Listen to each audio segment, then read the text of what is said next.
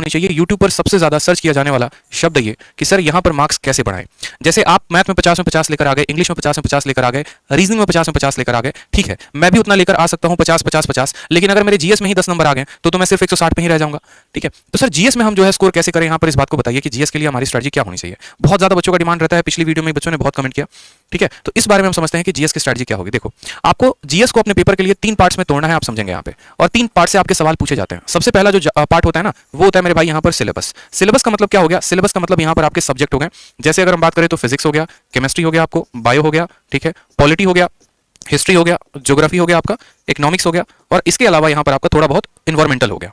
Next बात करते हैं यहाँ पर, तो ये हो जाता है आपका स्टैटिक का पोर्शन। ये जो स्टैटिक का पोर्शंस होते हैं, जैसे आप कह सकते हैं इसमें कि सर कंट्री एंड कैपिटल है, ठीक है, फिर उसके बाद यहाँ पर करेंसी जैसे शब्द हो गए, फिर उसके बाद यहाँ पर जैसे डांस वाले शब्द हो गए, जितने के जितने, फोक डांस, ये डांस, वो डांस, इसके अलावा जितने भी स्टैटिक के पोर्शंस हो गए, प्रथम पुरुष, प्रथम महिला, यहाँ के राष्ट्रपति कौन है, यहाँ के ये कौन है, ये फलाना ठिकाना, जितनी बातें होती हैं। और तीसरा जो होता है वो होता है हमारा करंट अफेयर। ठीक है, ये जो जीके होता है ना, ये हमारा 3 पार्ट्स में ब्रेक होता है करंट अफेयर्स में। जैसे कि मैंने कहा आपको, पहला पार्ट सिलेबस, दूसरा पार्ट स्टैटिक, तीसरा पार्ट करंट अफेयर। और हमें एक ऐसी रणनीति बनानी होगी जिनसे हम तीनों पार्ट को क्रैक कर पाएं बड़े अच्छे तरीके से, क्योंकि पेपर में सवाल यहां से भी आते हैं, यहां से भी आते हैं, यहां से भी आते हैं। अगर हम इनके ब्रेकआउट की बात करें तो करंट अफेयर से हमारे कितने सवाल होते हैं? करंट अफेयर से हमारे 4 से 5 सवाल होते हैं। ठीक है, स्टैटिक से हमारे कितने सवाल होते हैं? तो 4 से 5 सवाल होते हैं। अगर हम इनका वेटेज 10 सवालों का मान ले तो पूरी की पूरी सिलेबस से हमारा 15 सवाल आता है।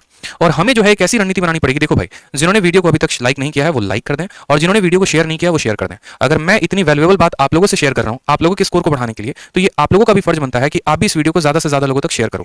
ठीक है, अगर मैंने यहाँ पर जो है एक जहद उठाई है कि आप लोगों के स्कोर को बढ़ाऊं, मैं आप लोगों की सहायता करूं, मैं आप लोगों को जो है स्ट्रेटजी ढंग की बताऊं, तो उसी तरीके से आप लोगों का भी फर्ज बनता है कि आप वीडियो को ज्यादा से ज्यादा लोगों तक पहुंचाओ। ठीक है, तो ज्यादा से ज्यादा लोगों तक शेयर करो आप। तो ये हमारा एक सिलेबस हो गया, और दूसरा हो गया हमारा ये स्टैटिक का पोर्शन, और तीसरा हो गया हमारा करंट अफेयर का पोर्शन।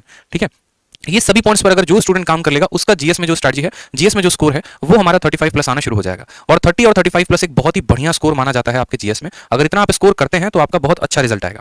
लेकिन इस बढ़िया रिजल्ट के लिए हमें क्या करना पड़ेगा, किस तरीके की प्लानिंग करनी पड़ेगी, किस तरीके की जो है हमें ब्रेकआउट रखना पड़ेगा। तो जैसा कि मैंने आपको सबसे पहले बताया, तो यहाँ पर समझते हैं, सबसे पहले यहाँ से शुरुआत करते हैं। ठीक है, सबसे पहला पॉइंट आप पकड़िए यहाँ पे सब्जेक्ट में। इस सब्जेक्ट में अगर आपको देखना है ना, तो आप देखना यहाँ फिजिक्स से ज्यादा क्वेश्चन नहीं आते, बायोलॉजी केमिस्ट्री से ज्यादा नहीं आते, सबसे ज्यादा बायो से आते हैं, फिर पॉलिटी से, हिस्ट्री से और ज्योग्राफी से। ये आपके जो है ना, ये 4 सब्जेक्ट जो है ये बहुत इंपॉर्टेंट है इन 7 सब्जेक्ट्स में। इसको जो है आप प्रॉपर तरीके से अगर रिवाइज कर लेते हैं, प्रॉपर तरीके से आप एक एक पॉइंट पढ़ लेते हैं, तो आपको परेशानी नहीं होगी। फिर बच्चा बोलेगा कि सर इसको पढ़े तो कहां से पढ़े? ठीक है, क्या कोई किताब को रेफर करें, क्या कोई यूट्यूब चैनल को रेफर करें, कैसे पढ़ें? तो देखो, हमारे चैनल पर ऑलरेडी क्लासेस चल रही है, आप उससे रेफरेंस ले सकते हैं। इसके अलावा जो है अगर आप किसी बुक से पढ़ना चाहते हैं तो आप किसी बुक से पढ़ सकते हैं, लेकिन बुक में जो सबसे बेस्ट होगा मेरे हिसाब से वो रहेगा लूसेंट। अगर आप लूसेंट पढ़ते हैं, ठीक है, या हिंदी वाले स्टूडेंट अगर आप घटना चक्र पढ़ते हैं, तो आप वहां से भी सवालों को बढ़िया तरीके से कंसेप्ट को समझ सकते हैं। कभी भी जीएस को पढ़ने की जो स्ट्रेटजी होती है वो इस तरीके से होती है कि पहले आप सब्जेक्टिव को पढ़िए और फिर उसके बाद आप उसके ऑब्जेक्टिव को लगाइए। जैसे मानिए कि सबसे पहले आपने दिल्ली सल्तनत पढ़ा, तो आप दिल्ली सल्तनत को पढ़ लीजिए, और उसके बाद दिल्ली सल्तनत पर आधारित जितने भी प्रश्न आपके लूसेंट के ऑब्जेक्टिव में हैं, पहले आप उसको लगाइए। इससे क्या होगा कि आपका जो लेवल है वो इंक्रीज होगा, आपको जो चीजें हैं क्रम अनुसार याद होती चली जाएंगी, और आपका फिक्स रहेगा कि हाँ यार, जब मेरे सामने 4 ऑप्शंस आते हैं तो उसमें मुझे सही ऑप्शन किस तरीके से टिक करना है। तो इन बातों पर सबसे ज्यादा फोकस करिए। नेक्स्ट बात आता है स्टैटिक में। स्टैटिक के लिए देखो अलग अलग तरीके से काम किया जा सकता है। स्टैटिक में कोई बच्चा बोलता है कि सर हमको ट्रिक से याद होता है, जैसे मानो कि पहाड़ हो गए, पर्वत हो गए, आपके दर्रे हो गए, ठीक है, इनको कोई बच्चा कहता है कि सर हमको ट्रिक से याद करना है। जैसे जितने ताल वाले हो गए, जिस शब्द के आगे ताल लगा होता है वो कहां पर होता है? सारे के सारे उत्तराखंड में हो गए, भीमताल, ठीक है, नैनीताल, इस तरीके से करके। तो ये सारे के सारे मेरे भाई कहां पर हो गए? उत्तराखंड में। तो आपने जैसे ट्रिक से याद कर लिया। नहीं तो आप ऐसा कर सकते हो कि आप ट्रिक से यूट्यूब चैनल में आपको एक बता रहा हूं, वहां से भी आप फॉलो कर सकते हो, क्रेजी जीके ट्रिक्स करके। क्रेजी जीके ट्रिक्स करके जो है आप इस अगर चैनल को फॉलो करते हो, यहाँ पर मैं इनको जानता नहीं कौन है ये, हाँ, लेकिन इनके कुछ वीडियोस मैंने देखे हैं जो मुझे अच्छे लगे हैं, जहां से आप भी फायदा उठा सकते हैं, और स्टैटिक के लिए उन्होंने बहुत बेहतर तरीके से काम किया हुआ है। तो स्टैटिक का पोर्शन आप यहां से कंप्लीट कर लीजिए। साथ में लूसेंट का जो मिसलेनियस है, उस लूसेंट के मिसलेनियस को जरूर खत्म कर लीजिए मेरे भाई।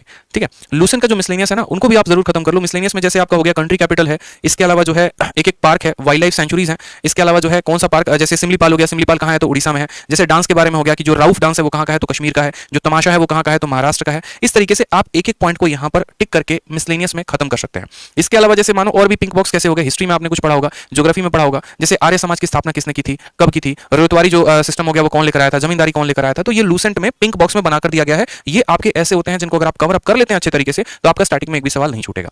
और लास्ट में आ गया हमारा करंट अफेयर। करंट अफेयर के लिए बकायदा मैंने आपको बताया था कि पिछले 6 महीने का इंपॉर्टेंट होता है, जिसमें 3 महीने का आपको डेली पढ़ना है और 3 महीने का आपको मंथली पढ़ना है। जैसे अगर हम बात करें यहाँ पर, तो जनवरी हो गया, फरवरी हो गया और मार्च हो गया।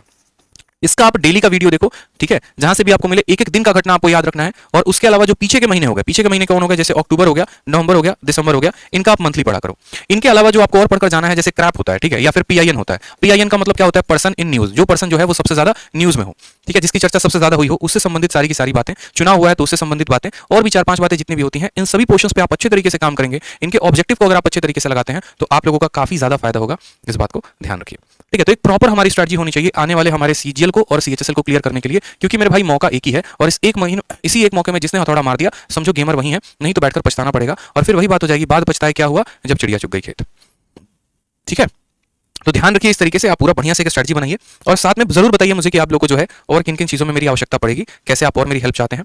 ठीक है, और बढ़िया तरीके से इस पॉइंट को याद रखिए। धीरे धीरे हम आपको और स्ट्रेटजी बताते रहेंगे, और यहाँ पर जो सब्जेक्ट वाले पोर्शन है ना, इनमें हमेशा काम करना, एक तरफ सब्जेक्टिव पढ़ते जाना, दूसरी तरफ ऑब्जेक्टिव लगाते जाना। ऐसा नहीं करोगे तो एक तरफ पढ़ोगे, दूसरी तरफ भूलोगे, और ये बड़ा खत्म कहानी हो जाएगा। ठीक है, तो ध्यान रखो। चलो आज की वीडियो की शुरुआत करते हैं ट्रिग्नोमेट्री, और ट्रिग्नोमेट्री में सभी सवालों को हम लगाते हैं जितने भी बेहतर प्रश्न हो गए। तो जल्दी से दोबारा जो है एक बार आप वीडियो को लाइक और शेयर